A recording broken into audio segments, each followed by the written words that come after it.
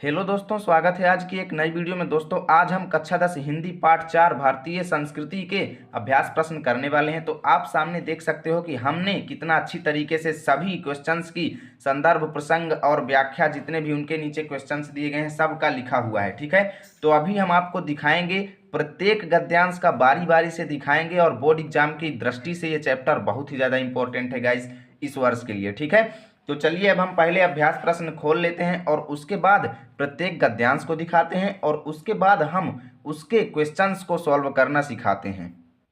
तो स्टूडेंट्स, हम आ चुके हैं अभ्यास प्रश्न पर। यहाँ आप देख सकते हो गद्यांश दिया गया है। तो पहले एक बार हम गद्यांश की व्याख्या यहाँ पर आपको समझा देंगे, उसके बाद फिर हम आपको उस गद्यांश की व्याख्या चल करके दिखाएंगे जो हमने लिखा है कॉपी पर। ठीक है, उसी तरीके से आपको एग्जाम में लिखना है। और यहाँ पर देखो, रेखांकित अंश यहाँ से यहाँ तक दिया है। ठीक, रेखांकित अंश यहाँ से यहाँ तक दिया है। पता नहीं, हमने आपको इतने की तो व्याख्या बता दिया, लेकिन पता लगा एग्जाम में यहाँ से यहाँ तक दे दिया रेखांकित अंश, तब आप लोग क्या करोगे? इसके लिए हम आपको ये बताना चाहते हैं इसकी पूरी व्याख्या, ताकि रेखांकित अंश कहीं से भी दे आप एग्जाम में कर पाओ। ठीक, तो देखो, अगर असम की पहाड़ियों में वर्ष में 300 इंच वर्षा मिलेगी तो जैसलमेर की तप्त भूमि भी मिलेगी जहां साल में 2-4 इंच भी वर्षा नहीं होती। देखो, यहाँ पर हम लिखेंगे कि डॉक्टर राजेंद्र प्रसाद जी कह रहे हैं, भारत की विभिन्नताओं के बारे में वर्णन करते हुए क्या कह रहे हैं कि भारत में ऐसी ऐसी विचित्र स्थान है, ऐसे ऐसे विचित्र जगहें हैं, जैसे यहाँ पर अगर देखा जाए तो असम राज्य की पहाड़ियों में बहुत ही ज़्यादा वर्षा होती है, जबकि जैसलमेर की ऐसी भूमि है जहाँ पर साल में तनिक भी वर्षा नहीं होती। ठीक है, यानी कि ऐसा कोई अन्य नहीं जो यहाँ उत्पन्न ना किया जाता हो, यानी भारत में ऐसा कोई अन्य नहीं जो उत्पन्न ना हो, ऐसा कोई फल नहीं जो भारत की भूमि पर पैदा ना किया जा सके, ऐसा कोई खनिज पदार्थ नहीं है जो भारत माता में, यानी भारत माता की जमीन पर भूगर्भ में ना पाया जाता हो, यानी जो पृथ्वी पर मौजूद ना हो। ठीक, और ना कोई ऐसा वृक्ष अथवा जानवर है जो यहाँ फैले हुए जंगल में ना मिले। ठीक है, यानी कि भारत जो है सभी गुणों में संपन्न है, सर्व गुणों में संपन्न है, अर्थात भारत में किसी भी चीज की कमी नहीं है। डॉक्टर राजेंद्र प्रसाद जी ये वर्णन करते हुए कह रहे हैं। ठीक है, यदि इस सिद्धांत को देखना हो कि आब हवा का असर इंसान के रहन सहन, खान पान, वेशभूषा, शरीर और मस्तिष्क पर पड़ता है, तो उसका जीता जागता सबूत भारत में बसने वाले अलग अलग प्रांतों के लोग देते हैं। इसका मतलब क्या है भैया? आब हवा मतलब इस परिवेश का असर जो है किसी भी व्यक्ति के रहन सहन, खान पान और वेशभूषा पर किस तरीके से पड़ता है, इस सब का पूरा सबूत भारत में बसने वाले अलग अलग राज्यों के लोग देते हैं। ठीक, तो अब इसका देखो, यहाँ पर 3 क्वेश्चंस दिए गए हैं।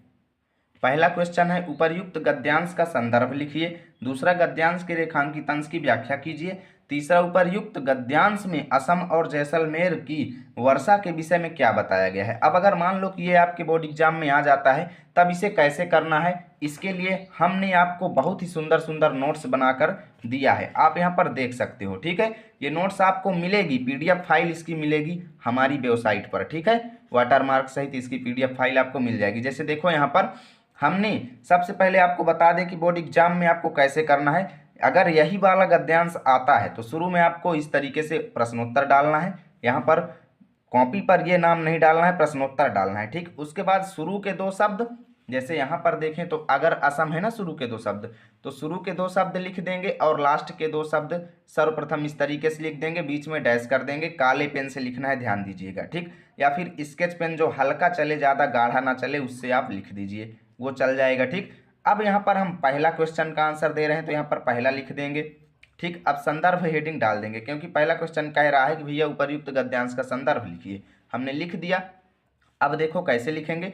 प्रस्तुत गद्यांश हमारी पाठ्य पुस्तक हिंदी गद्य में संकलित भारतीय संस्कृति नामक पाठ से लिया गया है, जिसके लेखक डॉक्टर राजेंद्र प्रसाद जी हैं। भैया स्क्रीनशॉट ले लो इसका। सभी क्वेश्चंस में जहां भी संदर्भ पूछेगा वहां पर आपको बस इतना ही लिखा जाएगा। ठीक, मैंने सभी जगह पूर्ववत लिख दिया है, लेकिन एग्जाम में आपको इतना लिखना पड़ेगा। ठीक, तो ऐसे इसका संदर्भ हम लिखेंगे। अब दूसरा क्वेश्चन कहता है कि भैया रेखांकित अंश की व्याख्या करो। अब देखो, यहाँ पर रेखांकित अंश यहाँ से लेकर के यहाँ तक है, तो इसकी व्याख्या क्या होगी, चलिए इसको देखते हैं कैसे लिखा जाएगा। मान लीजिए आपके एग्जाम में कहीं दूसरी जगह से दे देता है रेखांकित अंश, तो वहां पर मैंने आपको पूरे गद्यांश की व्याख्या बताया है, आप बना करके लिख देंगे। जैसे यहाँ पर देखो, लेखक की किसी भी व्यक्ति के ऊपर उसके आसपास के परिवेश का बहुत गहरा प्रभाव पड़ता है। यानी लेखक कहते हैं भैया, हमारे डॉक्टर राजेंद्र प्रसाद जी लेखक जो हैं वो क्या कह रहे हैं कि किसी भी व्यक्ति के ऊपर उसके आसपास के परिवेश, आब हवा का बहुत गहरा प्रभाव पड़ता है। उसके आसपास के लोगों का रहन सहन, खान पान, वेशभूषा का असर उस व्यक्ति के भी मन और मस्तिष्क पर पड़ता है। ठीक, ऐसे आपको लिखना है। अब देखिए, जिसका प्रत्यक्ष अब उदाहरण जो है भारत में निवास करने वाले अलग अलग राज्यों के लोग हैं। गाइस बस इतना ही लिखना है, क्योंकि 2 नंबर का ये होता है, 2 नंबर का संदर्भ होता है और 2 नंबर का एक क्वेश्चन और होता है। 6 नंबर का टोटल ये क्वेश्चन होता है, तो ज़्यादा लिखने की ज़रूरत नहीं है। जितना रेखांकित अंश है बस उतने की व्याख्या लिखना है, पूरे गद्यांश की नहीं लिखना है। ये बात को अपने दिमाग में बसा लीजिए, इसका भी स्क्रीनशॉट ले लीजिए। बस इतना एग्जाम में लिखना है। आप नोट्स भी बना सकते हो, ठीक, या फिर PDF चाहिए तो हमारी वेबसाइट का लिंक डिस्क्रिप्शन में है। यहाँ पर देखो तीसरा, लेखक यह कहते हैं कि भारत में कई ऐसी पहले क्वेश्चन दिखा देते हैं। देखिए क्वेश्चन दिखाना जरूरी है।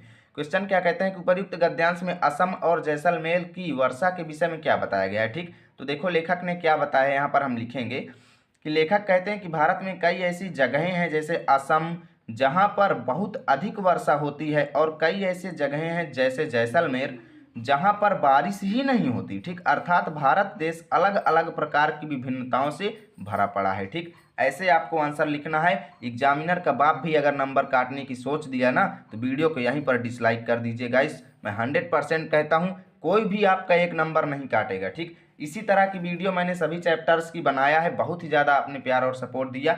उन सभी चैप्टर्स का लिंक डिस्क्रिप्शन में है, जा करके सभी चैप्टर्स की नोट्स बना लो अच्छी तरीके से। बोर्ड एग्जाम में इस बार 95 प्लस करके आना है। देखो यहाँ पर दूसरा, अलग अलग धर्मों के मानने वाले भी जो सारी दुनिया के सभी देशों में बसे हुए हैं, यहाँ भी थोड़ी बहुत संख्या में पाए जाते हैं। और जिस तरह यहाँ की बोलियों की गिनती आसान नहीं, उसी तरह यहाँ अलग अलग धर्मों के संप्रदायों की गिनती आसान नहीं। इन विभिन्नताओं को देखकर यदि अपरिचित आदमी घबरा कर कह उठे कि यह एक देश नहीं अनेक देशों का एक समूह है, यह एक जाति नहीं अनेक जातियों का समूह है, तो इसमें आश्चर्य की बात नहीं होगी। कहने का मतलब, डॉक्टर राजेंद्र प्रसाद जी कहते हैं कि अलग अलग धर्मों के धर्मावलंबी, अलग अलग धर्मों को मानने वाले, अलग अलग धर्मों के समर्थक जो हैं, जो सारी दुनिया के सभी देशों में बसे हुए हैं, सभी देशों में विद्यमान हैं, हमारे भारत में भी थोड़ी बहुत संख्या में वो पाए जाते हैं। यानी कि अलग अलग धर्मों के मानने वाले हमारे भारत में निवास करते हैं। और जिस तरह हमारे भारत में बोली जाने वाली बोलियों की गिनती आसान नहीं, सेम उसी तरह यहाँ पर अलग अलग धर्म के संप्रदायों की गिनती करना भी आसान नहीं है। ठीक, यानी कि इतने ज़्यादा धर्म संप्रदाय भारत में पाए जाते हैं।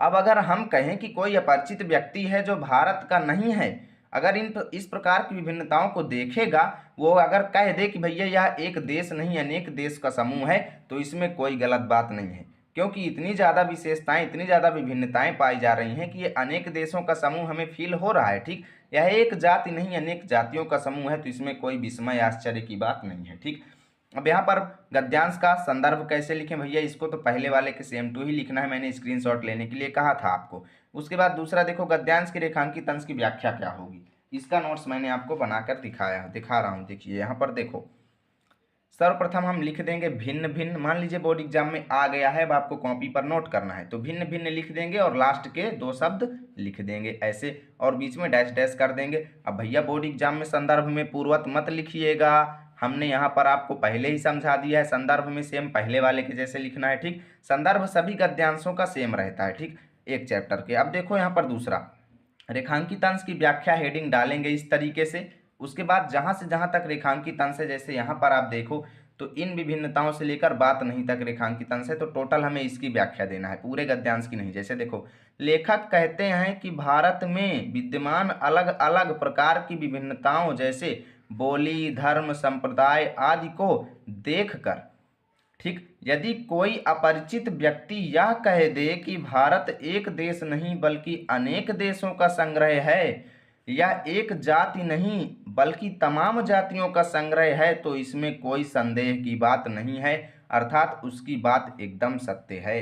बस इतना आपको लिख देना है गाइस, कोई आपका 1 नंबर भी काटने वाला नहीं है। देखो तीसरा क्वेश्चन क्या कहता है, उपर्युक्त गद्यांश में भारत की बोलियों एवं संप्रदायों के संबंध में क्या बताया गया है। तो देखो यहाँ पर सिंपली आंसर लिख देंगे भैया कि लेखक ने बताया है कि भारत में विद्यमान बोलियों एवं संप्रदायों की गिनती करना आसान नहीं है, अर्थात यहाँ पर असंख्यों भाषा विद्यमान हैं। ये मुख्य विशेषता उन्होंने बताया है। ठीक गाइस, तो वीडियो को लाइक करते जाइएगा क्योंकि बहुत ही ज़्यादा नोट्स बनाना पड़ता है। आपको मैं दिखा रहा हूँ सभी गद्यांशों के लिए बहुत ही ज़्यादा हमें मेहनत करनी पड़ती है, तो इसका फल हमें ज़रूर दीजिएगा। देखो यहाँ पर तीसरा क्या कहता है भैया, इसको देख लो।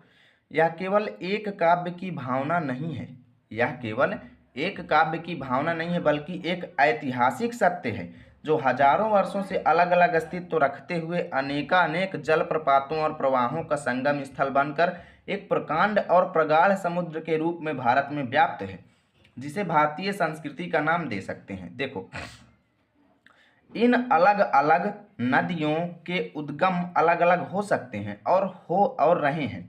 इनकी धाराएं भी अलग अलग बही हैं और प्रदेश के अनुसार अलग अलग प्रकार के अन्न और फल फूल पैदा करती रही हैं, पर सब में एक ही शुद्ध, सुंदर, स्वस्थ और शीतल जल बहता रहा है जो उद्गम और संगम में एक ही हो जाता है। यहाँ पर देखो, कहने का मतलब क्या है, अच्छे से समझिएगा। इसको हम कैसे लिखेंगे कि लेखक कहते हैं, लेखक जो है भारत के लोगों के बीच विद्यमान एकता के बारे में व्यक्त करते हुए क्या कह रहे हैं कि भैया ये जो भारत के लोगों के बीच एकता की भावना है ना, ये एक काव्यों की भावना नहीं है, ये किसी काव्यों के द्वारा हम नहीं जान रहे हैं, बल्कि ये एक ऐतिहासिक सत्य है। ये कई वर्षों के इतिहास में भी बताया गया है कि भारत में एकता रही है। यह ऐतिहासिक सत्य है जो हजारों वर्षों से अलग अलग प्रकार का अस्तित्व लेकर के हमारे सामने आ रहा है। जैसे अगर हम देखें कि कई जलप्रपातों का जल, कई नदियों का जल, ठीक, जो है मिल करके जा करके समुद्र में एक प्रगाढ़ समुद्र और प्रकांड समुद्र के रूप में भारत में व्याप्त है, तो वो क्या है भैया, एकता का ही तो भाव है कि अनेक प्रकार की नदियां भी जा करके एक भाव में पिरो जाती हैं समुद्र के अंदर। वैसे ही भारत की अलग अलग विभिन्नताएं जो हैं भारतीय संस्कृति नाम के समुद्र में एकता के भाव में बंध जाती हैं। ठीक, इतना हुआ। इन अलग अलग नदियों के उद्गम स्थल अलग अलग हो सकते हैं, यानी कि ये नदियां जो हैं अलग अलग जगहों से निकलती हैं और हैं वाकई अलग अलग जगहों से निकलती हैं, लेकिन आप जानते हैं कि ये जा करके एक ही जगह पर मिलती हैं, वो है समुद्र। ठीक, और अनेक स्थानों पर ये फल और फूल पैदा करती हैं, पर सब में एक ही सुंदर भाव है, वो है एकता का। ठीक, ऐसे ही भारत के लोगों के बीच है, धर्मों संप्रदायों के बीच है कि अलग अलग भावनाएं जो हैं उत्पन्न होती हैं, कहाँ से, कई जगहों कई स्रोतों से उत्पन्न होगी, लेकिन वो एकता के सूत्र में पिरो जाती हैं। ठीक, तो इसका ये हो जाएगा। अब यहाँ पर देखो, संदर्भ सेम टू पहले वाले के जैसा, गद्यांश के रेखांकित अंश की व्याख्या हम आपको दिखा रहे हैं। ठीक, तो इसके लिए देखो सर्वप्रथम हम क्या करेंगे, सर्वप्रथम इस तरीके से लिख देंगे, यह केवल से लेकर के जाता है तक, पीछे के दो शब्द तक। ठीक, संदर्भ में हम पूर्ववत लिख देंगे। रेखांकित अंश की व्याख्या हेडिंग देखो क्या होगी, लेखक कहते हैं कि भारतीय संस्कृति रूपी सागर में उपस्थित एकता केवल काव्यों और शास्त्रों की बात नहीं है।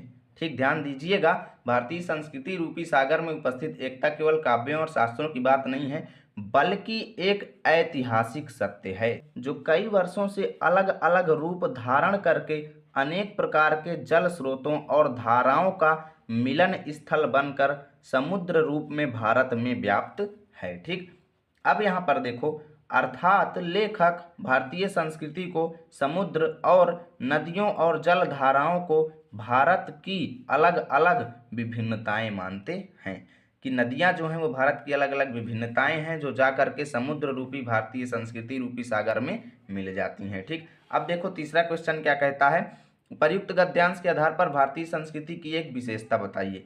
तो यहाँ पर देखो विशेषता क्या है कि भारतीय संस्कृति की मुख्य विशेषता एकता का भाव है जो अत्यंत प्रगाढ़ और प्रकांड रूप में भारत में विद्यमान है। ठीक, इसका आंसर आपको ऐसे देना है।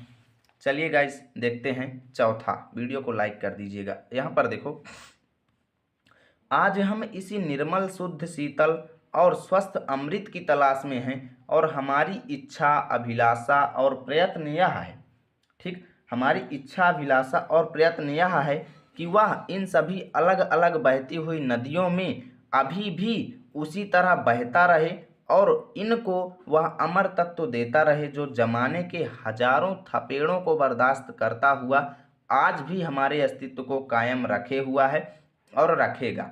अब देखो, कायम रखे हुआ है और रखेगा, ये सब चीज़ें क्या हैं। यहाँ पर देखो, हम किसकी तलाश में हैं, शुद्ध शीतल और स्वस्थ अमृत की तलाश में। आज हम इसी शुद्ध शीतल और स्वस्थ अमृत की तलाश किसके साथ, यानी कि शुद्ध शीतल और स्वस्थ अमृत किसको यहाँ पर माना जा रहा है। तो यहाँ पर शुद्ध शीतल और स्वस्थ अमृत जो माना जा रहा है वो भारतीय संस्कृति को माना जा रहा है।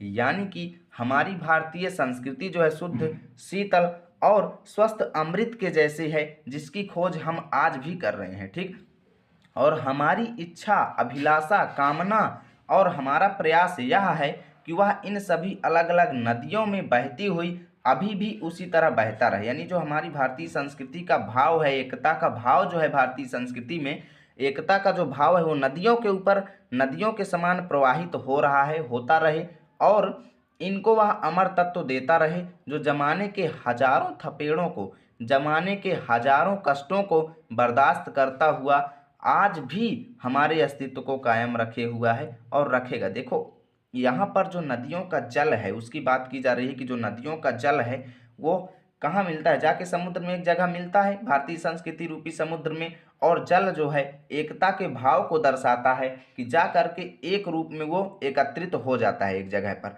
तो वैसे ही हम उसी एकता के भाव की तलाश में हैं, अमृत रूपी स्वस्थ शुद्ध शीतल अमृत रूपी एकता की तलाश में हैं जो, और हमारी इच्छा और प्रयास हमारा ये है कि इन सभी अलग अलग नदियों में एकता का जो भाव हमें प्रदर्शित होता हुआ दिखाई दे रहा है वो इसी तरीके से हमें अमर तत्व देता रहे, क्योंकि वो जो है जमाने के हजारों कष्टों को बर्दाश्त करता हुआ भी आज हमारे सामने एकता का भाव प्रदर्शित करता है।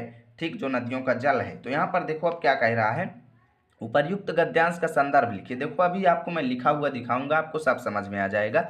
उपर्युक्त गद्यांश का संदर्भ सेम टू रहेगा। ठीक, गद्यांश के रेखांकित अंश की व्याख्या, देखो पूरा गद्यांश रेखांकित अंश है तो इसकी व्याख्या कैसे लिखेंगे, देखो एकदम इजी तरीके से, यहाँ पर अच्छे से एकदम इजी लैंग्वेज में पूरा स्क्रीनशॉट ले लीजिए, ऐसे ही एग्जाम में लिखिएगा, कोई भी आपका एक नंबर काटने वाला नहीं है। जैसे देखो, भारतीय संस्कृति रूपी विशाल सागर में आकर गिरने वाली इन नदियों में, भारतीय संस्कृति रूपी विशाल सागर में आकर गिरने वाली इन नदियों में एक ही भाव से शुद्ध स्वच्छ शीतल तथा स्वादिष्ट जल अमृत के समान प्रवाहित होता है।